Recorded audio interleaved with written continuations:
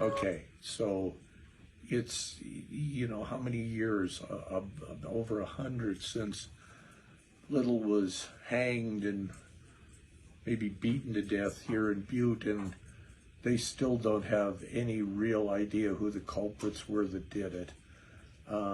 If it was, carried out, everybody wants to say by the Anaconda Company, but there's even now people that think that the Wobblies might have wanted to have done him in and make him a martyr for their cause. So that's kind of interesting that there's nothing. I mean, it might be a perfect crime.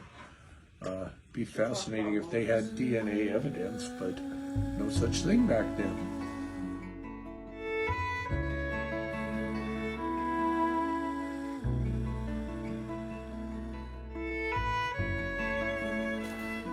168 miners died in the Granite Mountain speculator disaster. Many lingered there several days and were unable to escape due to lack of legally mandated escape routes. The IWW sends Frank Little to educate and organize the mine workers of Butte. He speaks in many halls, such as the Socialist, Scandia, and Finlandia, as well as some closed union meetings. Who is Frank Little? Franklin Henry Little, commonly known as Frank Little, was born in 1879 in Fulton County, Illinois, and lived until 1917 when he was assassinated in Butte, Montana, because of a hanging. He was taken to Milwaukee Bridge at the edge of town, where he was then hanged from a railroad trestle. Frank is half Native American and half white.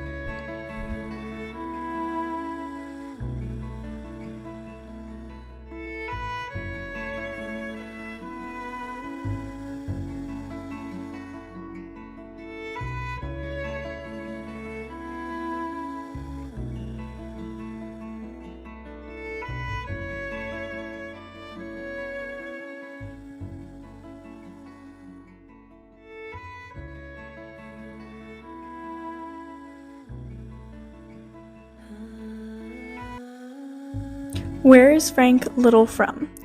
Frank was born in Illinois in 1878, in the early hours on August 1, 1917. After a speech that the press labeled as treasonable trade, 6 masked men broke into Little's room in a boarding house on North Wyoming Street in Butte, Montana.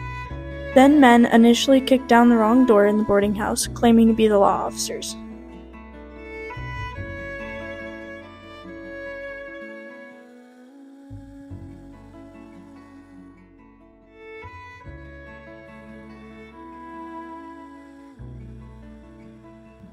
Little was grabbed from his house and tied to the back of a car. He was drugged from Uptown Butte to the Milwaukee Railroad Bridge and hung from the side of it.